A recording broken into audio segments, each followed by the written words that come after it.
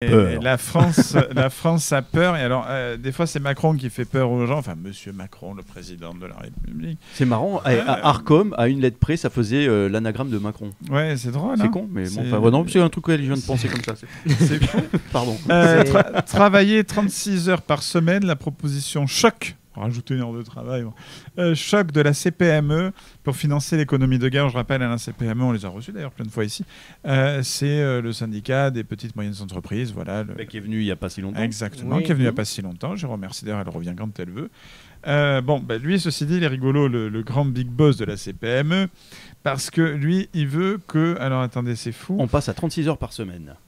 Pour une augmentation du temps de travail, la mesure résoudra à la fois les problèmes de pouvoir d'achat, de financement des retraites et d'économie de guerre. Voilà, en gros, ce serait pour économie de guerre oblige, il faut travailler plus. Et ce serait une solution miracle pour la CPME. Ah oui, il dit il n'y a pas de meilleur moyen pour augmenter la production à l'heure où les usines d'armement doivent tourner à plein régime. J'aimerais savoir de quelle guerre on parle. C'est ça. Il y a des pourparlers au moment où on parle en Arabie Saoudite. Oui. Merci à l'Arabie Saoudite. Et c'est ton il y a 5 ans, il a dit on est en guerre. Lui, il est en guerre tout. En fait, jusqu'à ce qu'il finisse son mandat, il sera en guerre dans sa tête. Non, mais comme disait notre ami hier, qui était là, il disait mais Macron, il se rêve être le général de Gaulle. Mais c'est vrai en plus. Quoi. Oui. Mais avec Macron, on est en guerre depuis 5 ans. Depuis le début du Covid, en fait. Mais c'est ça, ouais. 5 ans, il a commencé en 2020. Non, il y avait les gilets jaunes. Il y avait déjà les gilets jaunes. En fait, c'est le président des crises, donc je crois qu'en fait, il se sent bien. C'est-à-dire s'il n'y a pas de crise, il avait dit qu'il était en guerre quand il y avait les gilets jaunes. Non, il avait pas pendant le Covid. Non, pendant le Covid. Pas dans le Covid, oui. Non, mais là, c'est moi qui ai fait le. Mais c'est vrai qu'il a toujours connu les crises. Il n'y a jamais eu autant de merde que sous Macron, quoi. Il a connu toutes les crises, lui. Il a tout connu. En vrai, chaque président a eu son lot de crises aussi. Ouais, non, mais là, il est terroriste sous Hollande. Ouais. Lui, il a quand même connu. Après, lui, il avait ouvert. Hollande, il y a eu beaucoup de terrorisme. Après, il a ouvert les frontières. Qui? Hollande. C'était ouvert avant. Non, c'était ouvert avant. C'était ouvert avant. Oui. Il y a l'espace Schengen. C'est l'espace Sous Schengen. Sarkozy, tout le monde avait dit on ne veut pas ta putain d'Europe. Lui, il a dit c'est bon, ils sont d'accord. Il a fait ça. Sarkozy n'a écouté personne. C'était incroyable. Sarkozy n'a écouté personne. Et aujourd'hui, voilà. Donc, moi, on m'a vendu l'Europe. Ça veut dire la fin de la guerre. Quand tu as l'Europe, tu n'as plus la guerre. Et là, on se rend compte que l'Europe veut nous conduire dans la guerre. Alors, on va me dire oui, mais tu exagères. Alors, on va me dire oui, mais tu es en train de dire qu'il n'y a pas la menace russe. Si, il y a la menace russe, bien évidemment. Les Russes nous attaquent en permanence sur les hôpitaux. Tout ça, ils font de l'ingérence. C'est de la cyberattaque. Et tout le monde fait de l'ingérence. Nous, quand on a un président qui se rapproche de Kamala Harris, c'est de l'ingérence. Quand on a de l'autre côté, en Amérique, un président qui se rapproche de Macron pendant les élections, c'est de l'ingérence. Tout le monde tout le monde va un petit peu mettre sa merde dans les pays les uns et les autres parce qu'on travaille ensemble pour s'échanger de l'argent et des matières premières. Mais à l'époque, on appelait ça de la diplomatie internationale. On appelait ça de la diplomatie internationale. Et là, c'est très pénible. On nous envoie une guerre qui n'est pas. Je veux dire, Poutine, il va pas défiler sur les Champs-Élysées en char demain, quoi. Faut arrêter. Alors ils nous disent oui, mais s'il attaque la Pologne. Oh, non, ou la Roumanie, c'est la Roumanie. Donc est-ce qu'on rentre en mais guerre? il le fera pas. C'est pas. Mais non, parce qu'il sait qu'il se prend l'Europe. Déjà avec l'Europe, moi j'ai un petit problème, c'est que le traité, c'est que si un des pays de l'Europe est attaqué, tous les pays d'Europe doivent contre-attaquer. On est les seuls quasiment à avoir une armée dans l'Union européenne quasiment. Il faut voir la gueule de notre armée. Non, mais déjà... Faut voir, parce ça veut dire qu'en fait on s'est bien foutu dans la merde. On est un peu comme les flics à Rennes, on est en sous-effectif, quoi. C'est un peu le même problème là. Voilà, on a une bonne armée. Ça serait mentir de dire qu'elle est merdique. Mal équipée. Mais voilà, elle est mal équipée et on est clairement un sous-effectif. C'est ça. Le truc. Il faudrait alors, je vais faire vieux con, mais pour deux raisons. Déjà, d'une, pour le civisme. Et de deux, pour calmer un peu les ardeurs de tous ces trous du cul là, qui savent vivre qu'en foutant le bordel. Moi, je serais pour refoutre l'armée obligatoire. Tu vois. Ça pourrait leur faire les pieds. Et franchement, il y en a beaucoup, je me souviens, à qui ça faisait les pieds. Quand moi, j'étais dans la marine, pendant mon armée, il y en avait un qui était punk à chien, qui arrivait en même temps dans le régiment avec moi, machin et tout. Et ben, il a fini par faire carrière. Alors que le mec, il est rentré dans le droit chemin. Et il y en a plein comme ça. Il y en a, ça peut les calmer. Pourquoi ne pas le faire si on peut calmer, on m'a des gens dit, voilà. oui, non, mais le service militaire, c'est pas bien. Tu sais quoi, j'ai pas tenu une arme plus de 10 minutes. En même temps, c'est un mélange de Police Academy et de la 7e compagnie où j'étais. Moi, on m'a dit c'est pas bien, on va plus dépenser d'argent on va dépenser de l'argent pour rien. Oui, quand les jeunes ils vont être dans l'armée, ils vont se tenir à carreau, mais quand ils vont ressortir, ça sera pire. Pire non, mais même s'ils sortent ils ont encore la connerie, ce sera déjà bien atténué quand même. Eh bien, moi, c'est des personnes que je côtoie fréquemment qui m'ont dit ça. Bon, je suis pas d'accord avec eux. Je pense que ça va quand même. Alors, je dis pas que ça va les arranger à 100%. Non, pas ça. Ça va mais être, ça va déjà leur restaurer un cadre qui peuvent soit par la suite vouloir garder, bien sûr, soit qui vont au minimum les faire réfléchir. Ben voilà, c'est pas le remède miracle, mais ça peut calmer pas mal d'ardeur, quoi. Moi, je pense que le vrai remède, le vrai de vrai, c'est faites l'amour, pas la guerre. Peace and love. Ouais, non, mais c'est ça. Mais problème. Mais si seulement ça marchait. Non, mais aujourd'hui, tu veux faire l'amour comment? Qui veut faire l'amour à Vladimir? Moi, je suis non. pas foulé, non, et puis aujourd'hui, tu dis bonjour à une demoiselle, tu lui ramènes une bonne bouteille de vodka. D'harceleur. Donc, si tu dis bonjour à une demoiselle, t'es un harceleur aujourd'hui. Faut plus dire demoiselle. Ah, pardon. Oui, d'ailleurs. C'est madame. Oui, bah, même des fois, c'est Yel. Parce que demoiselle, ça veut dire que tu prétends qu'elle n'est pas mariée. Ouais, voilà, donc, que tu peux potentiellement la draguer. Oh putain, ils vont chercher des trucs, mais ils s'emmerdent dans leur vie, ces gens-là, c'est pas possible, ils se font chier quand même. Hein. Moi, revenir à l'époque de mes grands-parents sont connus parce que mon grand-père a invité à danser ma grand-mère. Ben oui, voilà, et ce qui fait qu'aujourd'hui, tu es là. Ben, voilà. Il n'y a pas mieux que la vraie émission, Marié au premier regard. Ah, mais pardon, je viens de tomber en même temps qu'on Et divorcé au premier virage. Je viens de tomber en même temps qu'on parle sur Louis Boyard qui publie à la France Insoumise une photo d'Hanouna fait par une intelligence artificielle. Non, ça c'est une vraie, mais il l'a bien retravaillé. Manifestation contre l'extrême droite, ses idées, ses relais. Le 22 mars, on manifeste contre l'extrême droite. Ah bah oui, d'accord, en fait, il se répète. Voilà. Il est pas si fort, Boyard. Ouais. Non, mais vous êtes chiant, franchement. Enfin, voilà. Bref. Mais il a que ça à foutre dans sa vie, il sait faire que ça. On voit pas. C'est comme les gens aujourd'hui qui veulent, je sais pas si t'as remarqué, ils veulent faire du buzz. Ouais. Faire du buzz. Ils veulent boycotter à la moindre chose, ils boycottent les gens aujourd'hui. Là, ils boycotter la France Insoumise. Ouais, t'as vu la chute de vente de Tesla depuis que Musk est. Il a perdu 23 ou 24 milliards. Alors là où c'est complètement con, c'est que ils sont tous à 23 ou 24. Ils sont tous à te dire, il faut pas confondre la personne et ses œuvres quand on parle d'un artiste. Mais là, par contre, entre le monde qu'il fait changer et le fait qu'il soit aux côtés de Trump, on mélange tout. Le mec, ok, on va dire, tout le monde est là, oui, il a fait un salut nazi. Mais déjà, non, parce que quand tu regardes, dans ce cas-là, on a des photos de Mélenchon qui fait un salut nazi. On a même Kamala Harris. L'ancien collaborateur de Trump, lui, il a fait. Et ce qu'il faut savoir, là, s'ils étaient un minimum cultivés sur l'histoire du salut américain, de la fin des années 1800 jusqu'à ce que les nazis arrivent, tu as des archives, même vidéo, dans les premiers trucs filmés. Le salut au drapeau des enfants, c'est ce qu'a fait Musk. C'était le salut américain de la fin des années 1800 jusqu'aux années 40. Quand les Américains ont vu que les nazis faisaient la fin de ce geste, c'est là qu'ils ont arrêté le salut américain habituel. Ils ont dit oula, attends, on va s'arrêter avec la main sur le cœur et on n'ira pas plus loin. Le reste, mais tu regardes, le salut américain, c'était ce qu'a fait Musk, main sur le cœur et ensuite jeter la main. C'était ça le salut au drapeau. Mais bon, va leur expliquer tout ça, va leur expliquer. Non, mais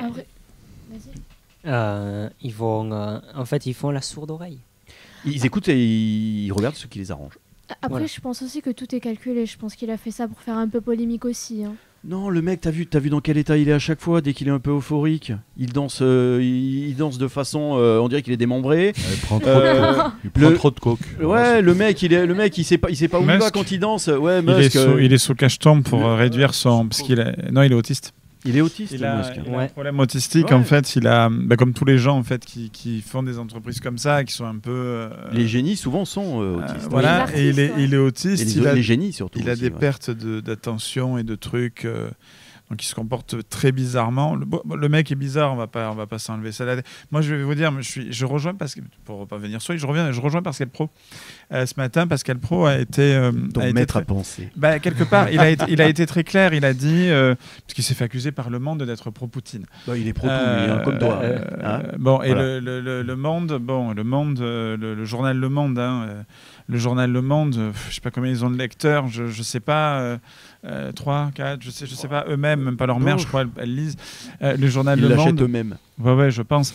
Le journal Le Monde, qui dit que toute la sphère Bolloré est pro-russe. C'est pas vrai. Pascal Praud, sur ça, j'ai toujours un peu pensé comme lui. C'est qu'il y a un pays qui est envahi, qui est l'Ukraine, par la Russie. Sur ça, on est d'accord. Poutine a dit, il en a profité après Covid, il a profité que l'Europe soit éclatée, que Biden soit vieux. Il s'est dit, bon, allez, j'y vais maintenant. C'est le moment pour y aller et on négociera plus tard. Je pense qu'il savait très bien qu'il n'allait pas prendre l'Ukraine en entier. Surtout que ça date déjà depuis 2014. Voilà, cette histoire. ça date d'il y a très longtemps. Donc voilà, donc il y a eu ça. Et c'est vrai, moi je suis comme Pascal Praud, c'est-à-dire que bien sûr que je m'inquiète d'un Donald Trump aussi. Je m'inquiète autant d'un Poutine, de Trump, de Macron. Je m'inquiète pareil, pour 3 raisons différentes. Mais on en est là, pourquoi on en est là ? Parce qu'en face, ce sont des guignolos. Donc les gens, ils votent pour des guignolos. En face, on a des gens qui t'imposent effectivement la voiture électrique, qui t'imposent la ZFE, qui t'imposent de dire Riel, qui t'imposent de ci, de là, de penser comme ça, qui t'enlèvent des chaînes télé. Qu'est-ce que font les gens face à l'outrance ? Ils répondent par l'outrance. Donc bien sûr qu'un mec comme Trump m'inquiète dans un monde où il y a Poutine, où il y a Emmanuel Macron qui se veut empereur. Poutine a très bien dit, c'est le petit Napoléon. Et il a dit, faites attention, on va commencer à terminer. T'as vu la gueule de Joséphine ? Je suis d'accord avec. Pour le coup, je suis d'accord avec lui. Il faut faire gaffe. Mais voilà, on est à un stade aujourd'hui où le monde est complètement starbé. Et c'est comme ça. C'est qu'ils l'ont bien voulu, c'est qu'ils ont cherché. Moi, quand je vois Louis Boyard serait intelligent, il ne ferait pas des affiches comme ça. Il passerait à autre chose. Bien sûr. Parce que derrière, il va relancer Hanouna. Hanouna va donc le relancer. Il le cherche. Il le cherche. C'est de la petite frappe. Non, mais comme tu dis, d'un côté, ils sont tous à être là, à agir, alors que nous, en France, on en est encore à réfléchir si on va réfléchir à tel sujet. On se dit, est-ce qu'on va pouvoir réfléchir ? Est-ce qu'on va réfléchir ? Réfléchissons. Est-ce qu'on pourra réfléchir à ça ? On verra ça dans 6 mois. On en est là. C'est surtout que tu mets des priorités, alors que... Tu vois, tu mets des priorités à d'autres endroits, alors que les principales, elles ne sont pas traitées, en fait. Tu vois. Exactement. En fait, c'est tout à fait ça. On met ce qu'il faudrait traiter dans un secondaire en priorité et les choses qui sont vraiment importantes. Ils ont complètement perdu l'ordre des priorités. Qui ont une urgence à être traitées, ils les mettent presque à la fin des choses à traiter. Mais je pense que c'est voulu parce qu'en France, en fait, quand tu regardes depuis des décennies, en fait, on est en retard sur tout. Oh oui. Tu vois ce que je veux dire ? On est en retard sur tout. À croire que c'est fait exprès, quoi. Tu vois, à croire que c'est dans les mœurs. C'est comme ça. On est à la traîne, c'est très inquiétant. On a les entreprises qui vont mal. Quels sont les secteurs d'activité les plus en difficulté ? À Toulouse, plus particulièrement, début mars, le MEDEF 31 tire la sonnette d'alarme concernant les entreprises de Toulouse. De nombreux secteurs de l'activité économique sont en difficulté. Il s'agit parce que pareil, les articles, c'est très chiant. Actu Toulouse, les mecs. Faites pas comme tout le monde. C'est-à-dire qu'ils te mettent, tu défiles, c'est les mêmes phrases qui sont répétées sur plusieurs. Je sais que vous êtes peut-être payé à la ligne, mais arrêtez. Quoi. Et encore, quand tu te rends compte à la fin de l'article que finalement, ils ne savent rien. Une fois, ça m'a fait marrer un article de La Dépêche. Tu avais le bateau en disant « On a trouvé qui était machin et tout ». Tu disais à la fin de l'article, il y avait marqué « On cherche encore ». Ok, d'accord. Donc en fait, c'est la conjoncture internationale actuelle qui fait peur, commence Pierre-Olivier Hainaut, président du MEDEF 31. Les annonces faites par les États-Unis vis-à-vis des tarifs douaniers qu'ils souhaitent mettre en place sont une aberration pour nos entreprises, notamment pour le secteur aéronautique et aérospatial, dont nous sommes fortement dépendants à Toulouse. Ça, c'est vrai qu'il l'a dit depuis longtemps. Il a d'imaginer qu'un jour, il y a un problème de ce côté-là. Dans l'aéronautique, Toulouse est dans la panade. Surtout qu'en plus, à la base, Toulouse, ils vont pas se relever la chocolatine. Merde, on est quand même bien placé. C'est pour ça qu'il faut faire gaffe, parce que comme la Ciotat qui a tout basé sur sa base navale. Enfin, et concernant la chocolatine, le débat peut être clos depuis longtemps. On a prouvé que le vrai mot, c'est chocolatine. Parce qu'en fait, ça venait des pays viennois ou je sais pas quoi. Et celui qui a créé le fait de faire une pâte particulière en rajoutant du chocolat dedans, dedans. Il avait appelé ça chocolate sand pine ou je sais pas quoi. Et du coup, c'est quand c'est arrivé en France, c'était trop compliqué à dire ce mot. Ça a été réduit à chocolatine au lieu de chocolatine, je sais pas quoi. C'est resté chocolatine. Ouais, et les pâtissiers français ont dit on va faire ça à la française. Ils ont changé la composition de la pâte, ce qui donne la chocolatine d'aujourd'hui avec la pâte d'aujourd'hui. Mais à la base, c'est chocolatine et non pas pain au chocolat. C'est factuel et historique. Ce gars restera toujours. Voilà. Après, le pain au chocolat, moi étant toulousain, pour moi, c'est du pain avec du chocolat. C'est ça. Même moi, marseillais, c'est ça. Tu me rappelles à une époque, pendant les tournois, je sais plus, de tennis ici, qu'il y avait eu à Toulouse. Et avec mon père, on va voir un match tout, et puis à un moment donné, on avait un creux, on va voir un stand, et l'autre qui lui fait à mon père, vous voulez croissant ou pain au chocolat? Mon père il fait on est à Toulouse ici. T'es gentil, c'est chocolatine. Là, c'est prendre des... tiens, en parlant de chocolatine, donc les restaurants aussi sont touchés. Et là, c'est un ami d'ailleurs, c'est Thomas Fantini, un président du CFA de Blagnac et vice-président du MEDEF. La restauration, l'événementiel et l'hôtellerie vont mal. Il met une grosse alerte rouge sur les milieux sur ces milieux d'activité. Baisse de chiffre d'affaires de 15 à 20% depuis le mois de novembre 2024. Les recettes ne remontent pas. Donc, possible risque de licenciement. Là, il dit en tant que président au CFA de Blagnac, ils ont baissé de 20% les recrutements, 112 ruptures de contrats pour liquidation et redressement judiciaire depuis septembre 2024. Donc, l'année dernière, entre les moyennes et les grandes entreprises, il y a en tout plus de 60 000 patrons qui ont mis la clé sous la porte. C'est énorme. Voilà. Et derrière, on n'en parle pas. Et ça, on n'en parle pas. Ça, c'est vrai qu'on n'en parle pas. À part Actu Toulouse, on n'en avait pas entendu parler. Et là, maintenant, au moment où je vous parle, je n'en avais pas entendu parler. J'aimerais qu'à la télé, on me parle de ça. Voilà. Bien sûr que ça me touche, la guerre en Ukraine. Bien sûr que ça me fait chier. J'aide énormément. Du moment que ça touche des femmes et des enfants, ça fait chier. Ukrainienne. Bien sûr que ce qui se passe en Palestine est honteux. Bien sûr que ce qui s'est passé en Israël est honteux. Bien sûr que ce qui se passe... je ne sais plus. Il y a une affaire aussi au Congo. Je ne sais plus. Ça chie partout. Enfin voilà, bien évidemment. Et les autres, ils ont leur combat. En série, c'est horrible aussi ce qui se passe. Ils choisissent. Mais là, là c'est fou que le président de la République, moi j'ai envie de voir Emmanuel Macron prendre la parole à 20h et dire, mes chers compatriotes, il va falloir se réveiller parce qu'économiquement, on va mal. Et qui dit économiquement dit socialement aussi. Derrière. Pour lui, le mot compatriote, c'est en 2 mots. Voilà, moi je veux bien qu'il y ait plus de point de deal, mais si en même temps les gamins ils vont postuler à la boulangerie, que la boulangerie elle dit t'es bien gentil, mais là on ferme parce qu'on n'a plus de clients, et parce que tout augmente derrière, le blé, le machin, ce pays, j'aimerais qu'on me dise ce qui va. Jusque-là, je pensais que les petits commerces et tout, ça allait. Je pensais que le restaurant, ça allait. Et là, je vois par Thomas Fantini, qui est un très grand professionnel de la restauration. Et je dis pas ça, parce que c'est un copain. Moi, je l'aime beaucoup, Thomas Fantini. Mais même lui dit que ça va pas, quoi. Même Thomas Fantini dit que ça va pas. Moi, quand Thomas Fantini dit ça va pas, moi, je m'inquiète. Ouais, bah oui. Aujourd'hui, on avait des copains restaurateurs. Ils m'ont dit, il y a plein de copains qui ferment.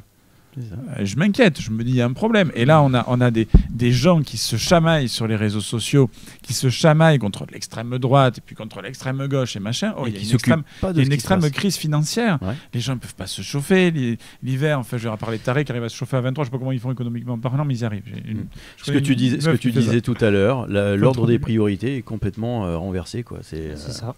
C'est ça, et c'est dingue. Et pendant ce temps-là, tu as des salles de spectacle qui sont pas occupées à part par des militants. Mais au lieu on voit pas des gens danser, faire du spectacle, faire des one-man shows, qu'il y en a besoin. Gad Elmaleh qui en ouvre à Marseille. Quoi qu'à Toulouse, on a déjà ce qu'il faut, non? Je te regarde. C'est le vrai, là, ce soir. Eh oui. On est mardi. C'est le vrai. C'est le vrai. On change pas une équipe qui gagne. On est que mardi, mon Dieu, C'est le vrai de café. Oui. Dis-moi comment... Attends, je vais mettre un jingle, comme ça on va parler un petit peu culture, parce que moi j'en ai ras-le-bol de toute cette actualité de merde. J'ai envie de choses plus profondes. J'ai envie de parler d'autre chose, moi. Jingle.